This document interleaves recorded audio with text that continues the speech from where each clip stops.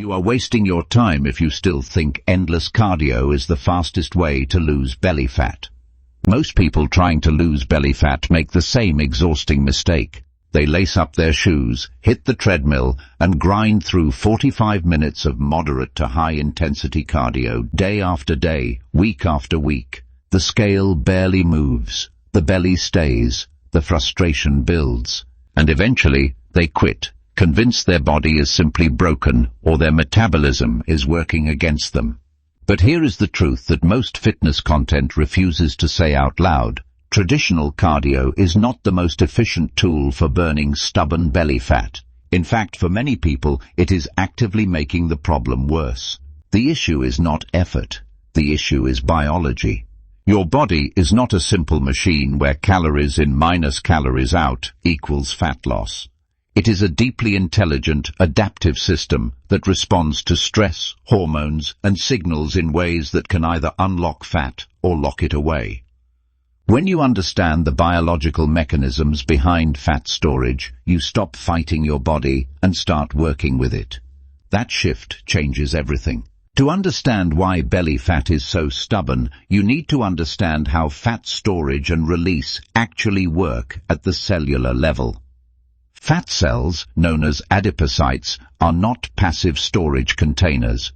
They are metabolically active and governed by receptors that either open the door to fat release or slam it shut. There are two primary receptor types that control this process: alpha receptors and beta receptors. Beta receptors are your allies. When stimulated, they trigger lipolysis, which is the biological process of breaking fat down into free fatty acids that can be used as fuel. Alpha receptors, on the other hand, are the gatekeepers of stubborn fat. When activated, they suppress lipolysis and encourage fat retention. Here is the critical detail. Belly fat, particularly the deep visceral fat and the subcutaneous fat around the midsection, has a significantly higher concentration of alpha receptors compared to other areas of the body. This is why your arms and face might slim down while your belly seems completely immune to your efforts. It is not a willpower problem, it is a receptor problem. Now here is where traditional cardio begins to fail. High-intensity exercise spikes cortisol, your primary stress hormone. Cortisol, when chronically elevated, increases the sensitivity of alpha receptors in abdominal fat tissue. This means the harder and longer you push through intense cardio sessions, the more your body biochemically resists releasing belly fat. You are essentially running in circles, literally and metabolically. There is a specific metabolic state where your body preferentially burns fat as its primary fuel source. Scientists call this the lipid oxidation zone, and it occurs at a surprisingly low intensity of physical effort.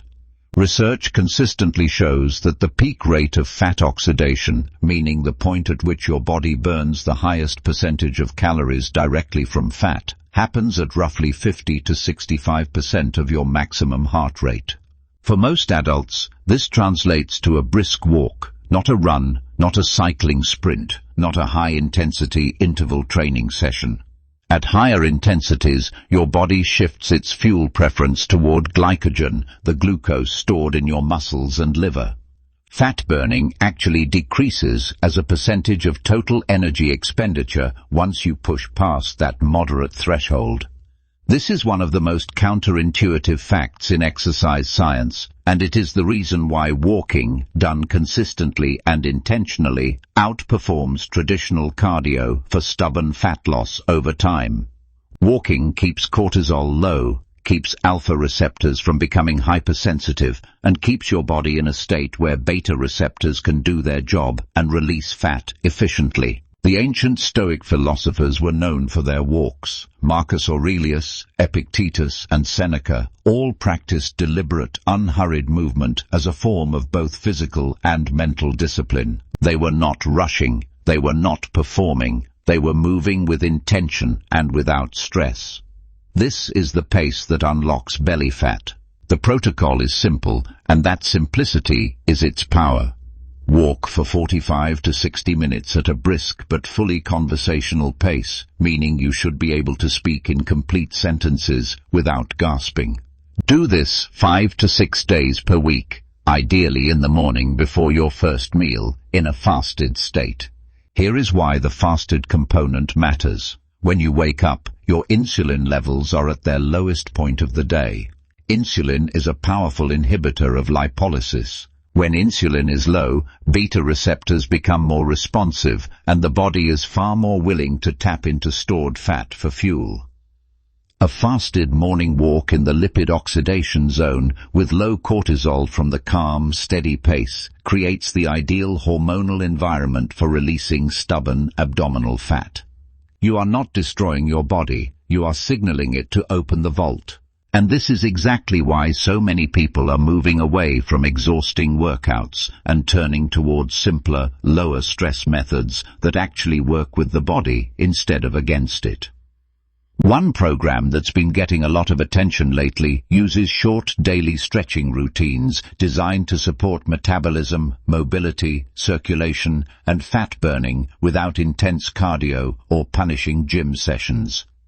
If you want to learn more about it, I've linked it in the description below. Chronic stress is one of the most underestimated drivers of belly fat accumulation. When cortisol remains elevated over long periods, it does several damaging things to your fat loss efforts. It increases appetite, particularly cravings for high-calorie, high-sugar foods.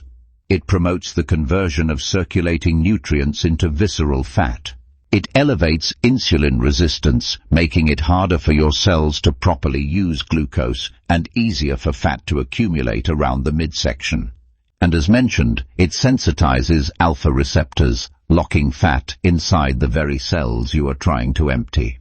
Traditional high-intensity cardio, when performed daily or near daily without adequate recovery, becomes another chronic stressor layered on top of the stress most people already carry from work, relationships, and poor sleep. The body does not distinguish between emotional stress and physical stress. Cortisol is cortisol. The Stoic walk protocol directly addresses this. Walking at a calm pace has been shown in multiple studies to reduce cortisol levels, improve insulin sensitivity, lower fasting blood glucose, and enhance mood through the release of endorphins and the regulation of the autonomic nervous system. It is simultaneously the most effective fat-burning tool and the most powerful stress management practice available, and it requires no gym membership, no equipment, and no recovery days. Sustainability is the variable that most fitness programs ignore. A protocol that burns fat brilliantly for 3 weeks before burning you out is worth nothing. The Stoic walk protocol is designed to be permanent, not temporary. Begin by committing to 30 minutes of fasted morning walking every single day for 2 weeks. Do not add intensity. Do not add intervals. Simply walk at a pace that feels almost too easy. After 2 weeks, extend to 45 minutes. After 4 weeks, extend to 60 minutes on most days. Pair this with a diet that keeps insulin low and manageable, meaning reduced processed carbohydrates, adequate protein at roughly 0.8 to 1 gram per pound of body weight, and healthy fats that support hormonal function. You do not need to count every calorie. You need to reduce the hormonal interference that is preventing fat release. Track your waist circumference every 2 weeks rather than obsessing over daily scale weight, since visceral fat reduction shows up in measurements before it shows up on the scale. Within 6 to 8 weeks of consistent application, most people report visible reduction in abdominal thickness, improved energy, better sleep, and a noticeable reduction in daily stress levels. The belly fat was never the real enemy. The chronic stress, the hormonal disruption, and the misguided approach to exercise were: walk like a stoic, move without urgency, let your biology do what it was always designed to do. The biggest mistake most people make with fat loss is assuming harder always means better. But as you've seen, your body responds far more powerfully to the right signals than to endless punishment. Now I want to hear from you. What surprised you most in this video? The role of cortisol, the fat-burning zone, or the fact that walking may outperform traditional cardio for stubborn belly fat? Drop your answer in the comments below. And if you want more videos on metabolism, fat loss, fasting, longevity, and simple health strategies backed by biology, make sure to subscribe and turn on notifications so you never miss the next video.